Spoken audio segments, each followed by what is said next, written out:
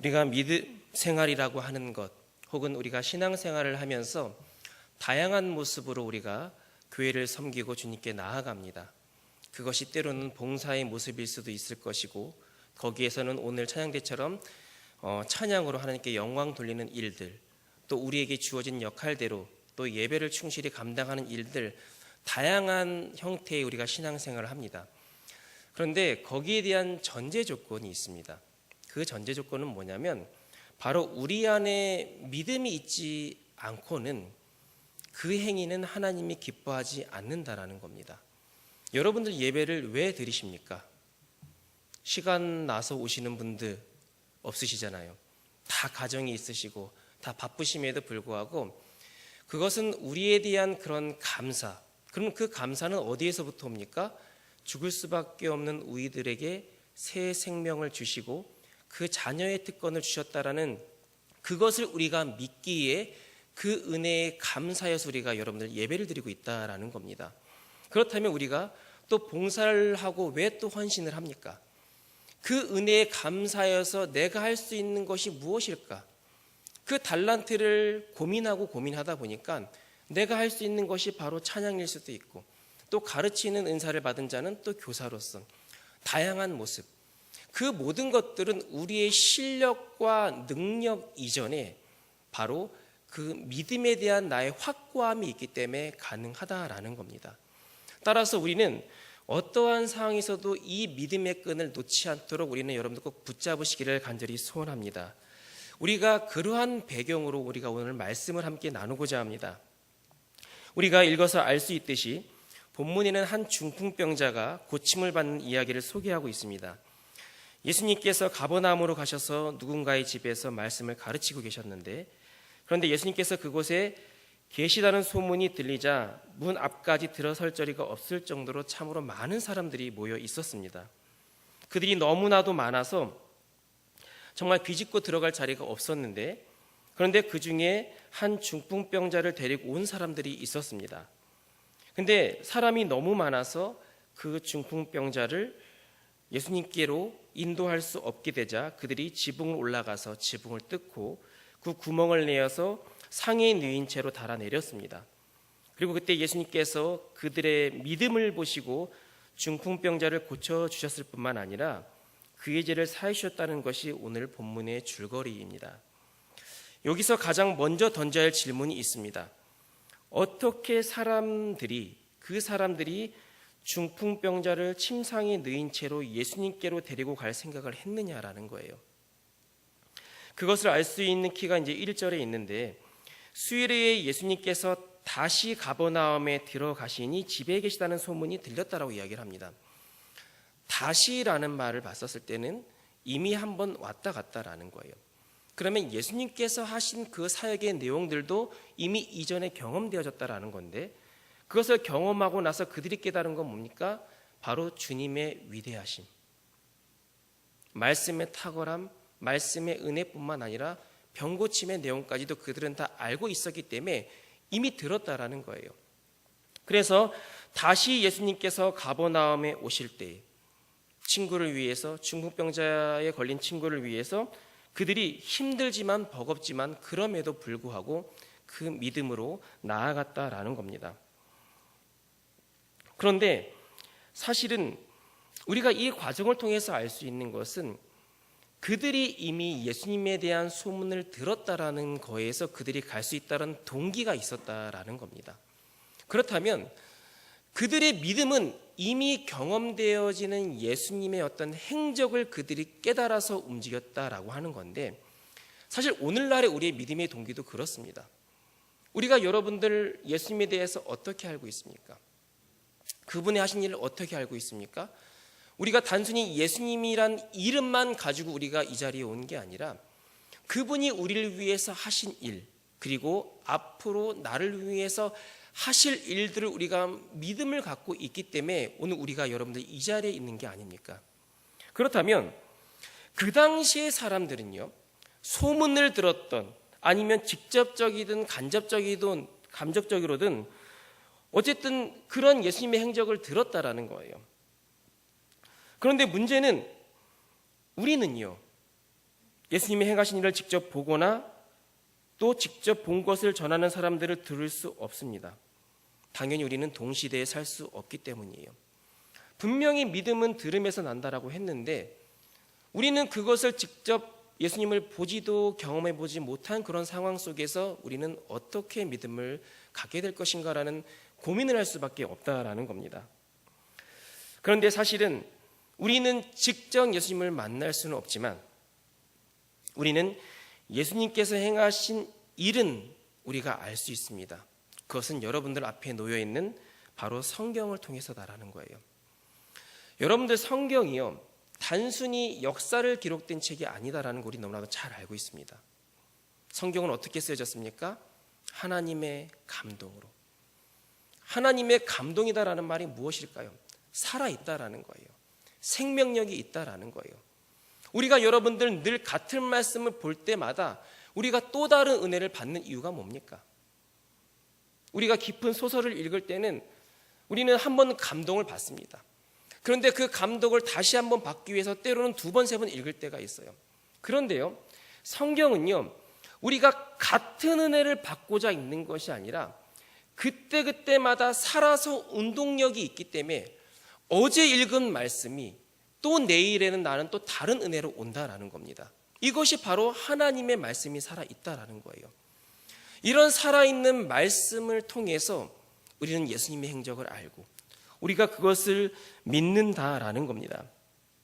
따라서 우리가 여러분들 믿음으로 살아가기 위해서는 우리가 가장 기억해야 될 것은 바로 하나님의 말씀을 가까이 붙잡아야 된다는 사실을 기억하시길 바랍니다. 지금은 내가 믿음에 대한 자신감이 있을 수 있어요. 하지만 우리가 교회 밖을 나가면 세상이 녹록지가 않습니다. 우리를 시험하고 우리를 흔들고 유혹하는 일들이 참으로 많이 있어요. 한 번, 두 번은 견뎌냅니다. 그런데 그것이 여러 번 다가오다 보면 우리는 지치고 무너집니다. 그리고 때로는 신앙에 대한 회의감이 들 때가 있어요. 우리가 주일날은 주일 성수라는 명분하에 너무나도 자리를 잘 지키고 있어요. 오늘 이렇게 또 수요예배도 우리가 나오셨는데, 그러나 우리가 주일이든 수요일이든 금요일이든 이렇게 공예배를 드리는 거에서 만족하는 것이 아니라 내가 예배 드리는 횟수 그 이상으로 세상은 나에게 엄습해 온다고 한다면 우리는 이겨낼 재간이 없다라는 거예요. 지금은 믿음이 있는다라고 자부하고 있지만 언제 그 믿음이 무너질 수도 있다라는 것.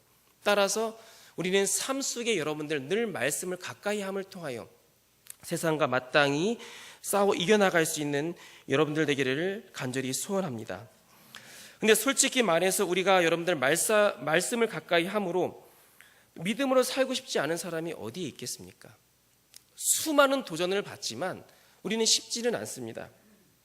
베드로와 야고보와 요한이 겟세마네 동산에서 기도할 때 그 마음으로 기도하고 싶었지만 육신이 약해서 기도하지 못했던 것처럼 말씀을 가까이 하고 싶고 말씀 속에 살아가고 싶지만 이런저런 이유로 가까이지 못할 때가 참으로 많이 있습니다.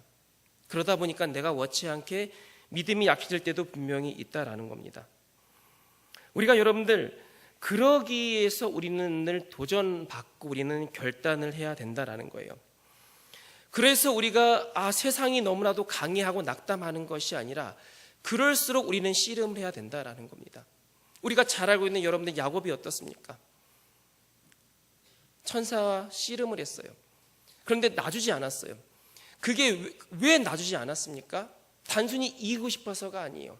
세상적으로 모든 것을 다 가졌지만 자기 내면의 공허함은 체험받지 못했기 때문에, 세상적으로는 참으로 부유하고 잘 사는 것 같지만 자기 내면에 해결할 수 없는 그 문제가 있었기 때문에 야곱은 씨름했습니다. 그래서 나에게 복 내려주지 않으면 내가 보내지 않겠습니다. 여러분들은 얼마나 이렇게 씨름하고 있습니까?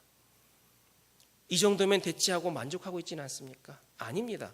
우리는 여러분들 말씀을 통한 은혜의 때는 우리에게 여러분들 만족함이 있으면 안 됩니다. 늘 구하고 늘 간절함을 통하여서 우리에게 늘 체험받는 것을 사모할 때 세상과의 싸움에서 진정한 승자로 우리가 설 수 있음을 여러분들 기억하시길 간절히 소원합니다. 그런데 오늘 본문에 보면은요, 역시 이 네 사람도 그 예수님에 대한 소식을 듣고요, 그들에겐 확고한 분명히 믿음이 있었어요. 이미 많은 경험자들을 통해서, 우리가 말씀을 통해서 얻은 도전처럼 그들은 사람들의 소리를 통해서 이미 예수님의 능력에 대한 믿음을 갖고 있었습니다. 그런데요, 그 상황이 어떻게 전개되었습니까?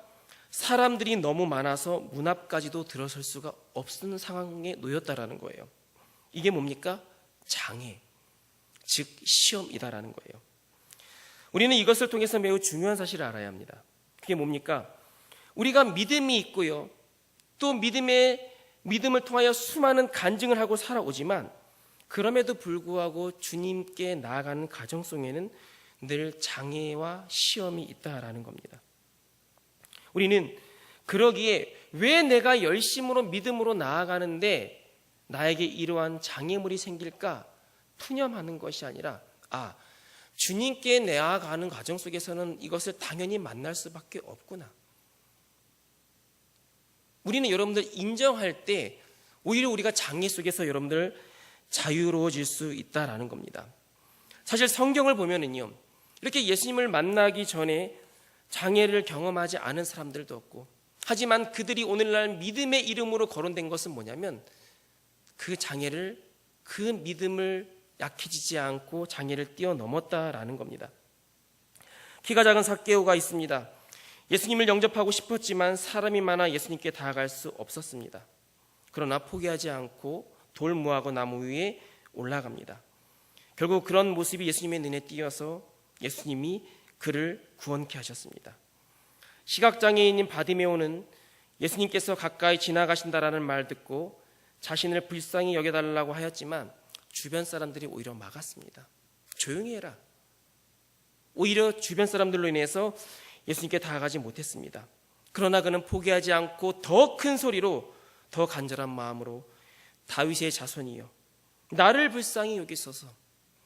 장애 속에 굴복하지 않고 자신이 주님께 나아갈 수 있는, 할 수 있는 최선의 것을 하였기에 주님을 만났고 고침을 받았다라는 겁니다.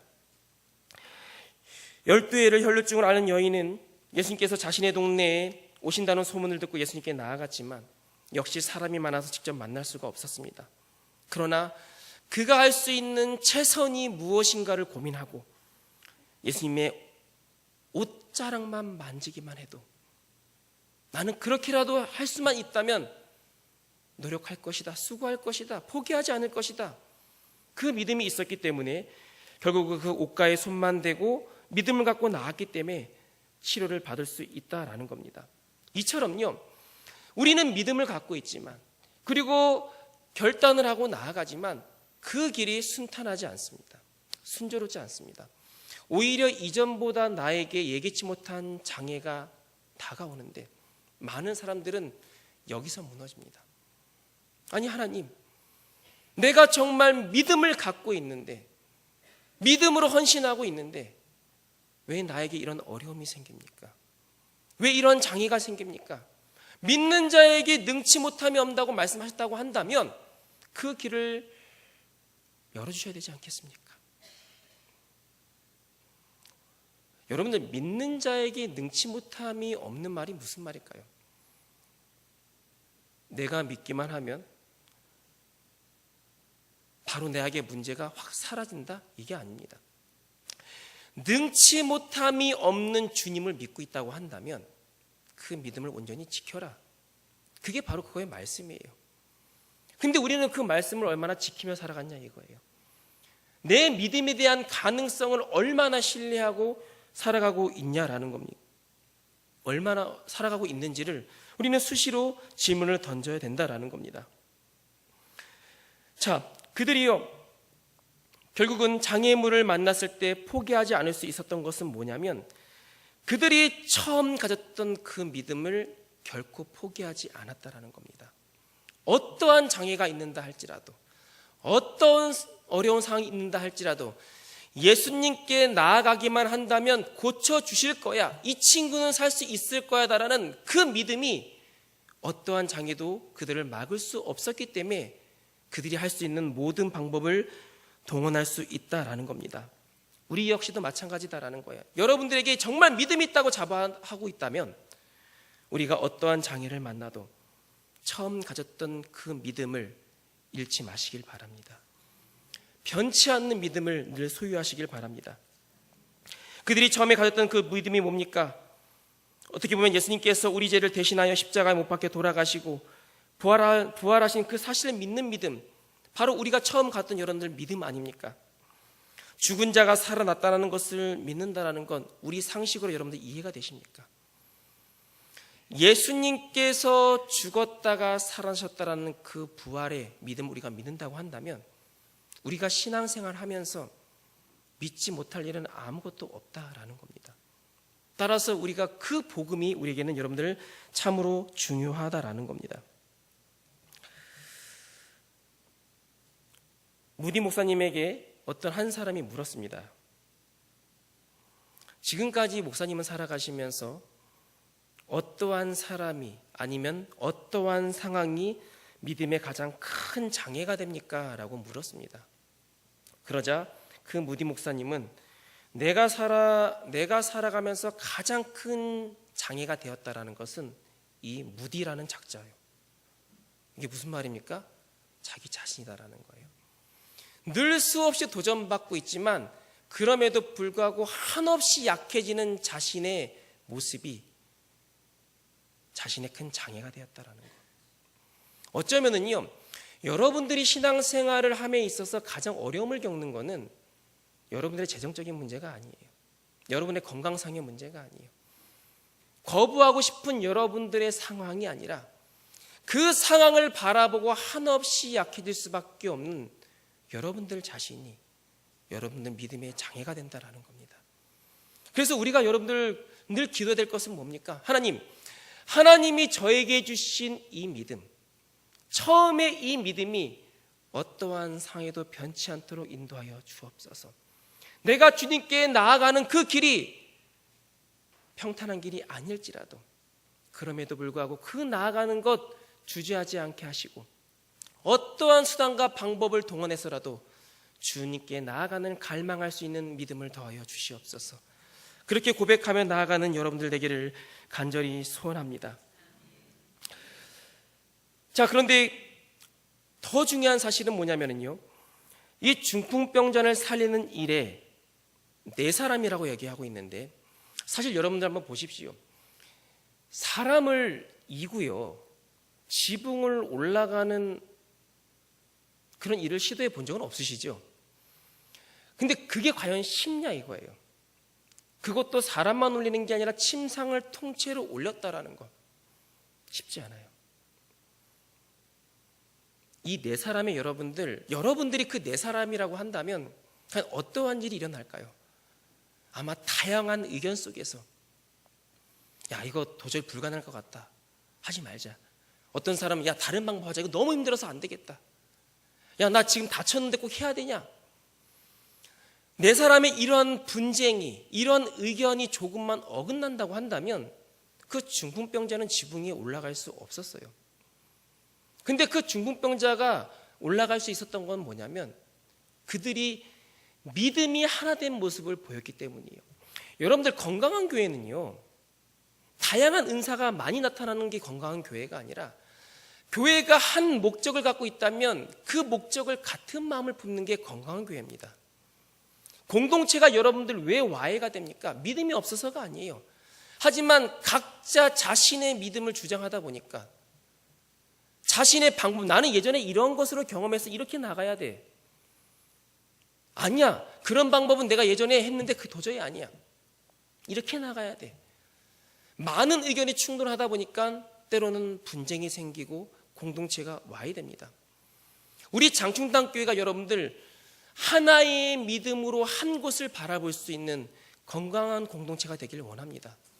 그들이 그러한 마음을 하나 한 뜻으로 모았기 때문에 그들은 지붕 위에 올라갈 수 있었고요, 결국은 나음을 입었다라는 겁니다. 자, 어쨌든 그렇게 한 마음 한 뜻이 돼서 네 사람이 지붕을 뜯고 중풍병자를 예수님 앞에 달아내리자 예수님께서 어떤 반응을 보이셨냐면 우리가 5절 전반부를 한번 읽도록 하겠습니다. 5절입니다. 2장 5절입니다. 2장 5절, 아니 2장 5절을 전체 읽겠습니다. 시작.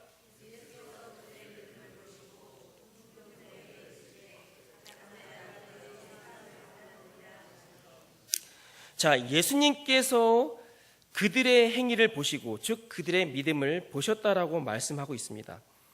그들의 믿음을 보셨다라는 말은 그런 그들의 믿음을 높이 평가하시고 기뻐하셨다라는 말인데, 그들의 믿음이 과연 어떠한 믿음일까요? 그 집이 여러분들 누구 집인지는 모르겠지만 그 네 사람의 집은 분명히 아닐 겁니다. 그럼 일단은 지붕에 올라가는 것도 어쩌면 지붕이 무너질 수도 있는데, 지붕은 어떻게 했다고 합니까? 뜯었대요. 누구네 집인데 뜯었습니까? 모르지만 자기네 집은 아니에요. 여러분들 누군가가 여러분들의 집 지붕에 올라가서 기와장을 다 뜯어서 구멍을 낸다고 하면 여러분 어떻게 하시겠습니까? 당장 경찰 불러 하면서 그렇게 하실 거잖아요. 그죠? 네, 이거는 믿음이랑 상관이 없는 거예요. 자, 제가 그래서 한번 봤어요. 이들을 통해서 이들이 어떠한 것을 당할까? 어떠한 불이익을 당할까? 그래서 제가 형법을 한번 찾아봤는데, 형법 제36조 재물손괴죄라는 게 있는데요.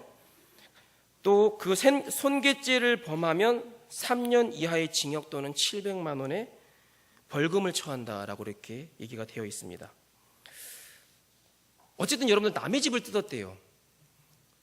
그들은 좋은 믿음을 갖고 했지만 그들은 그것을 통해서 감수할 것들이 분명히 있었어요. 물론요, 우리가 믿음을 가지고 어떠한 것을 행해도 된다, 불법을 저질러도 된다, 이 말이 아니에요. 예수님께 나아가는 일에만 모든 것이 정당화될 수 있는 이 말이 아니라, 우리 기독교도 여러분들 정직성과 도덕성을 분명히 내포하고 있습니다. 그러나 그 초점이 아니라 그들은 그것을 통해서 분명히 받을 어떤 벌이나 불유익이 있음에도 불구하고 어떠한 대가를 치르더라도 주님께 나아온 그들의 믿음을 칭찬하신다라는 거예요. 이거는 여러분들 범죄도 된다 이 말이 아니에요. 근데 우리는 믿음으로 나아가기 이전에 계산을 한번 해봐요. 그래서 조금 나에게도 좀 불유익이 된다 하면 우리는 잽니다. 그리고 포기합니다. 예수님께서 왜 기뻐하셨습니까? 그들은 믿음으로 나아가기 위해선 어떠한 대가도 두려워하지 않았다. 여러분들은 주님의 이름으로 그 믿음으로 나아가기 위해서 어떠한 대가를 치를 준비가 되어 있습니까? 나는 결코 예수님을 떠나지 않겠습니다라고 고백한 수제자 베드로였지만 예수님 죽어가는 그 모습 앞에서 떳떳이 자신이 제자라는 것을 말할 수 없었어요. 죽음의 대가를 치를 수 없었기 때문입니다. 많은 제자들도 다 도망갔어요. 여러분들은 그 믿음을 지키기 위해서 과연 어떠한 대가를 치를 수 있습니까? 오늘 이 4명의 그 중풍병자 친구들은 그 대가가 중요하지 않았어요. 믿음으로 주님께 나아가면 된다라는 그 초점이 있었기 때문에 그들의 믿음을 보시고 칭찬하셨다라는 겁니다. 우리도 여러분들 그러한 믿음을 소유하길 간절히 소원합니다. 제가 한 가지만 더 말씀을 드리겠습니다. 자, 5절 말씀을 다시 보면 예수께서 그들의 믿음을 보시고 중풍병자에게 이르시되 작은 자야 내 믿음이 제사함을 받았니라고 얘기를 하고 있는데요. 근데 중풍병자가 제사함을 받은 이유가 무엇이냐면 이 4사람의 믿음이라고 우리는 해석을 할 수가 있습니다. 그러면 우리는 좀 의아할 질문을 던질 수가 있어요. 내가 믿어야, 내가 인정해야 내가 구원을 받는 줄 알았는데 4사람의 믿음을 통해서 구원을 받는다. 이 말씀을 근거로 혹자는 본인의 믿음이 없어도 다른 사람의 믿음으로 구원받을 수 있다라고 주장하는 사람들도 있는데 그것은 정말 문맥 그대로만 해석한 것이고 정말 잘못된 해석입니다.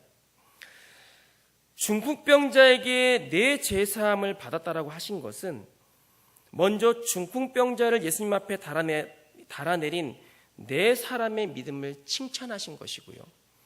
그 과정 속에서 예수님의 능력이 나타났습니다. 그리고 네 사람의 믿음의 능력을 나타나는 것을 누가 경험을 합니까? 중풍병자 당사자가 경험을 해요. 그것을 통해서 어떻습니까? 나음을 입었어요. 그 나음을 입을 통해서 그에게는 어떠한 믿음이 생깁니까? 예수님이 우리의 구원자이시다. 그래서 내가 제사함을 받았느니라, 내가 구원받았느니라는 거예요. 결국은 네 사람의 믿음을 통해서 하나님의 능력이 나타나고, 그 능력을 통해서 믿지 않는 자가 주님께로 나아갈 수 있는 것, 그것이 여러분들 우리의 사명이다라는 겁니다. 예수님께서 그들의 믿음을 보시고 중풍병자에게 내 제사함을 받았다라고 하신 것은 바로 그 과정 속에서 중풍병자 역시 그 믿음을 갖게 되었다라는 겁니다. 우리는 이 말씀을 통해서 예수님께서 왜 중풍병자를 고치신지를 알 수가 있습니다. 즉 한마디로 예수님 자신이 죄를 사하는 권세가 있음을 보여주신 것인데, 그 능력은 어떻게 나타나느냐? 어떠한 장애에도 굴복하지 않고 믿음으로 나아가는 자에게 그 능력이 나타난다라고 말씀을 하고 있다라는 겁니다. 우리가 여러분들 말씀을 한 구절을 더 읽도록 하겠습니다. 바로 우리가 마지막 말씀인데요. 자, 우리 12절 말씀을 읽도록 하겠습니다. 12절입니다. 시작.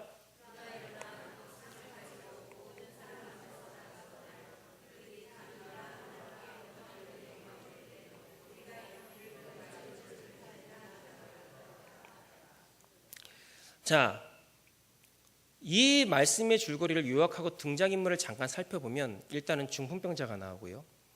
그 중풍병자를 불쌍히 여기고 믿음을 가진 네 사람의 친구가 나옵니다. 그리고 고치신 예수님이 나오죠. 그런데 이 스토리 과정 속에서 어떠한 일이 일어났냐면, 우리가 읽은 말씀 중에 결국은 그 중풍병자가 일어나서 모든 사람 앞에서 나아가거늘 그들이 다 놀라 하나님께 영광을 돌리며, 이 내 친구의 포기하지 않는 믿음을 통하여서, 그리고 또 그 친구를 위한 믿음이 전제된 헌신을 통하여서 얻어진 결과는 뭐냐면, 그 중풍병자만 나음을 입었던 것이 아니라 주변에 있는 모든 사람들이 하나님께 영광을 돌렸다라는 거예요.